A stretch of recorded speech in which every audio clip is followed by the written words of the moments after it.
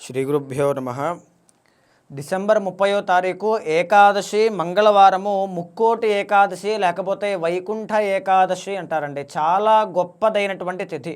అసలు ఆ తిథి రావడానికి గల ప్రత్యేకత ఏంటి, ఆ రోజు ఏమేం చేసుకోవాలి, విష్ణుమూర్తి యొక్క దర్శనాన్ని ఏ విధంగా చేసుకోవాలి, ఇంట్లో విష్ణుమూర్తి యొక్క చిత్రపటానికో విగ్రహానికో ఇంట్లో అనుష్ఠానం చేసుకునేటువంటి వాళ్ళు ఏ ఏ పుష్పాలతోనూ, ఏ రకమైనటువంటి దీపంతోనూ, స్తోత్రాలతోనూ ఎలా పాటించాలి, ఆ రోజు ఉపవాసం ఎలా ఉండాలి, ఎవరెవరు ఉండాలి, ఎవరెవరు ఉండనక్కర్లేదు అనేటువంటి విషయాలతో సహా ప్రతిదీ మనం డీటెయిల్గా మాట్లాడుకుందామండి.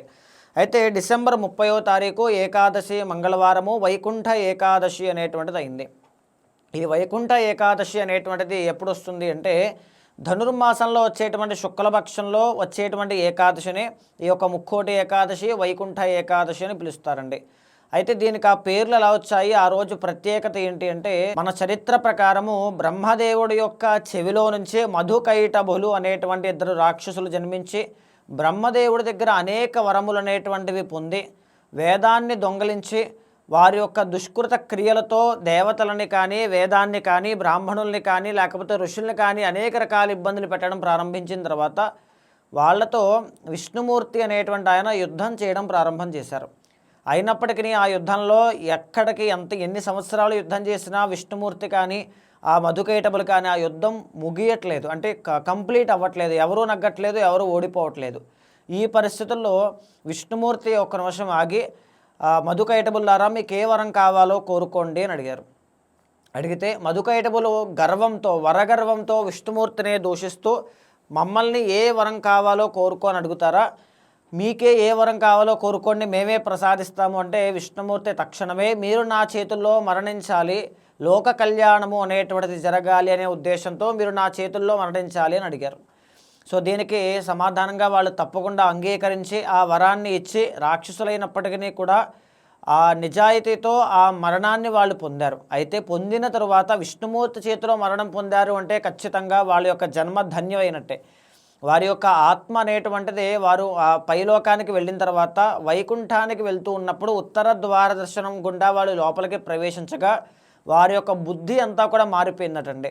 ఎంతటి రాక్షసులైనా అప్పటి వరకు విష్ణుమూర్తిని దూషించి, వేదాన్ని దూషించి, ఆ దేవతల్ని, ఋషుల్ని ఇబ్బంది పెట్టినటువంటి వాళ్ళు సాత్వికమైనటువంటి మనుషుల్లాగా సత్వగుణంతో ఋషులు ఎలా అయితే బిహేవ్ చేస్తూ ఉంటారో ఆ రకమైనటువంటి ప్రవర్తన వాళ్ళలోకి వచ్చిన తర్వాత వాళ్ళు విష్ణుమూర్తిని స్తుతించి, అయ్యా మేము ఈ రకంగా తప్పు చేశాము తెలుసో తెలియకో, మాకు ఈ ఉత్తర ద్వార దర్శనము, ఈ వైకుంఠంలోకి అడుగు పెట్టినటువంటి ఈ రోజున ఈ ఉత్తర ద్వార దర్శనం చేసుకున్నంత మాత్రం చేత మాకు యొక్క సత్వగుణం కలిగింది కాబట్టి ఇక్కడి నుంచి ఇదే రోజున ఎవరైతే ఉత్తర ద్వార దర్శనం చేసుకుంటారో మిమ్మల్ని వాళ్ళందరికీ కూడా ఇహపర సాధన అనేటువంటిది కలిగి వాళ్ళలో ఉండేటువంటి రజోగుణం అంతా కూడా తొలగిపోయి పాపము అంతా కూడా హరింపచేసి వాళ్ళ యొక్క జన్మ ధన్యమయ్యేటట్టుగా, వాళ్ళకి అష్ట ఐశ్వర్యములు సిద్ధించేటట్టుగా వరాన్ని ఇమ్మని కోరుకున్నారు.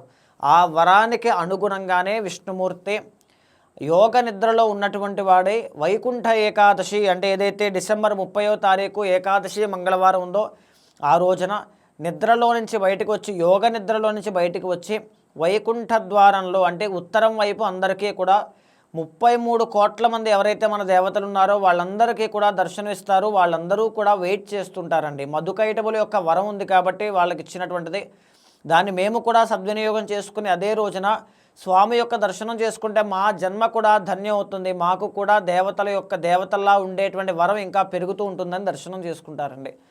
అందుకనే ప్రతి ఒక్కరూ కూడా, ఈవెన్ నేను కానీ మీరు కానీ ఎవరైనా సరే దగ్గరలో ఉండేటువంటి విష్ణాలయము, రామాలయము కానీ, కృష్ణాలయము కానీ, లేకపోతే నరసింహస్వామి ఆలయం కానీ, వెంకటేశ్వర స్వామి వారి యొక్క ఆలయం కానీ ఏది ఉన్నా సరే ఆ రోజున తప్పకుండా ఉత్తరం వైపు నుంచి ఉత్తర ద్వార దర్శనం అని ఆ ఆలయంలో ఖచ్చితంగా నిర్వహిస్తారని వేడుకగా చేస్తారు. సో ఉత్తరం ద్వారం గుండా లోపలికి వెళ్ళి స్వామిని దర్శించుకోండి. దీనివల్ల మనకుండేటువంటి పాప కర్మ అంతా కూడా తొలగిపోతుంది. మనం చేసుకున్నటువంటి ఏదో చిన్న చిన్న తప్పులన్నీ కూడా ప్రాయశ్చిత్తం అవుతాయి.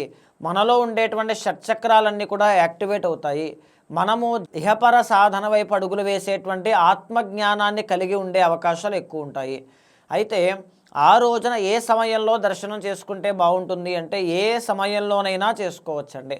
సూర్యోదయం కంటే ముందే చేసుకోవడం వల్ల అత్యంత గొప్పదైన అద్భుత ఫలితాలు ఉంటాయి.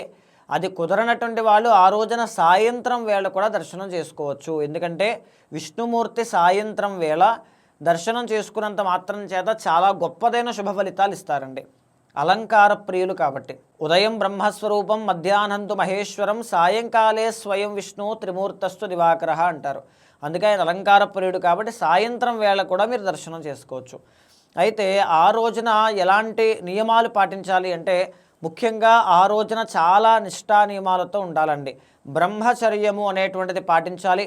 ఉల్లిపాయ కానీ వెల్లుల్లిపాయ కానీ నీచ మాంసాదులు కానీ ఆ రోజున భుజించవద్దు. ఉపవాసము అనేటువంటిది ఉండాలి. ఉపవాసం ఏ రకంగా ఉండాలి అని అంటే ఆ రోజునంతా కూడా తులసి తీర్థం తీసుకుంటూ ఉండొచ్చు. పాలు కానీ పళ్ళు కానీ స్వీకరించవచ్చు. అది కాకుండా భోజనము అనేటువంటిది మధ్యాహ్నప్పుడు చేయకూడదు. సాయంత్రం వేళ కూడా పళ్ళు స్వీకరించి తరువాత రోజు ఏదైతే ద్వాదశి నాడు ఉదయము ఎవరికైనా దగ్గరలో ఉండేటువంటి బ్రాహ్మణులకి కానీ ఎవరికైనా లేనటువంటి వాళ్ళకి భోజనం పెట్టి ఆ తర్వాత భోజనం చేస్తే అద్భుతమైన శుభ ఫలితాలు ఉంటాయి. ఒకవేళ ఆరోగ్యము బాగాలేనటువంటి వాళ్ళు కానీ ఒకవేళ వృద్ధులు కానీ చిన్నపిల్లలు కానీ ఉంటే ఈ ఉపవాస నియమాలు అనేటువంటివి అంత కఠినంగా పాటించాల్సిన అవసరం లేదు. ఖచ్చితంగా మీ ఆరోగ్యానికి తగినట్టుగా వయసుకు తగినట్టుగా మీరు ఆహారం తీసుకుంటూ విష్ణుమూర్తి యొక్క ఆరాధన ఎక్కువగా చేయాలి. ఉపవాసము అంటే భగవంతుడికి దగ్గరగా ఉండడమే కాబట్టి బలవంతంగా శరీరాన్ని ఇబ్బంది పెట్టాల్సినటువంటి అవసరం లేదు. అయితే సాయంత్రం వేళ గోధుమ రవ్వతో చేసిన పదార్థాలు స్వీకరించడం వల్ల ఉపవాసం చేసినంత ఫలితం తప్పకుండా దక్కుతుంది. అయితే ఆ రోజున ఆలయానికి వెళ్ళి చేయాల్సినటువంటి పనులు ఏంటి అంటే ఉత్తర ద్వార దర్శనం ఖచ్చితంగా చేసుకోవాలి. వెళ్ళిన తర్వాత స్వామిని నమస్కారం చేసుకున్న తర్వాత తులసి పత్రితో పూజించడం చాలా ముఖ్యమండి. తులసి పత్రితో కానీ తులసి మాల సమర్పించడం కానీ చేయండి. దీనివల్ల శని బాధలు పడుతున్నటువంటి రాశులు ఎవరైనా ఉన్నారో వాళ్ళందరికీ కూడా ఉపశమనం కలుగుతుంది. తరువాత ఏంటి అంటే ఆలయంలో ఖచ్చితంగా వెన్న నవనీతము కానీ పాలు కానీ లేకపోతే ప్రసాదము కానీ పంచిపెట్టండి. దీనివల్ల చాలా గొప్పదైనటువంటి శుభ ఫలితాలు ఉంటాయి. తరువాత ఏంటి అంటే ఇంటికి వచ్చిన తరువాత కూడా మీ ఇంట్లో ఆ రోజున నిత్యము దీపాన్ని వెలిగించాలి. అంటే ఉదయం నుంచి సాయంత్రం వరకు ఆ దీపాన్ని ఆరిపోకుండా చూసుకోండి. తరువాత ఇంట్లో ఉండేటువంటి విష్ణుమూర్తి యొక్క చిత్రపటానికి కానీ సత్యనారాయణమూర్తి యొక్క చిత్రపటానికి కానీ రాముడు కానీ కృష్ణుడు కానీ వెంకటేశ్వర స్వామి కానీ ఏ దేవతా చిత్రపటం ఉన్నా తులసి పత్రితో పూజించి విష్ణు సహస్రనామ పారాయణ అనేటువంటిది చేయండి. ఒకవేళ మీకు శక్తి ఉండి ఓపిక ఉన్నట్లయితే ఆ రోజున ఇంట్లో నారాయణ హోమం చేసుకోవడం చాలా మంచిది. అయితే ఆ రోజున కనుక ఎవరైతే ఈ విధంగా నేను చెప్పినట్టుగా ఆవు నేతితో దీపాన్ని వెలిగించి ఆవు నెయ్యి లేనటువంటి వాళ్ళు నల్ల నువ్వుల నూనెతో కూడా వెలిగించవచ్చు. దీపాన్ని వెలిగించి విష్ణుమూర్తి యొక్క ఆరాధన చేసినట్లయితే దాన్నే ముక్కోటి ఏకాదశి అంటారండి. 3 కోట్ల ఏకాదశులు చేసినంత ఫలితము ఆ ఒక్కరోజు ఏకాదశి నియమం పాటించడం వల్ల వస్తుంది. దీనివల్ల ఎలాంటి బెనిఫిట్స్ ఉంటాయి అంటే మనలో ఉండేటువంటి రజోగుణం అంతా కూడా తొలగిపోతుంది. మనలో ఉండేటువంటి చెడు లక్షణాలన్నీ కూడా తొలగిపోతాయి. మన ఆహార నియమాలన్నీ కూడా మారిపోతాయి. ఆత్మజ్ఞానము అనేటువంటిది కలుగుతుంది. శని బాధల నుంచి బుధుడి యొక్క బాధల నుంచి గ్రహ బాధల నుంచి బయటికి రావడం తప్పకుండా జరుగుతుంది. అయితే ఆ రోజున చదవాల్సిన మంత్రము ఏమిటి అంటే నారాయణాయ విద్మహే వాసుదేవాయ ధీమహి తన్నో విష్ణు ప్రచోదయాత్. ఈ మంత్రము కానీ ఓం నమో నారాయణాయ అనేటువంటి మంత్రాన్ని కానీ ఓం నమో భగవతే వాసుదేవాయ అనేటువంటి మంత్రాన్ని కానీ సాయంత్రము వేళ 108 సార్లు ఉదయం సమయంలో 108 సార్లు జపం చేయండి.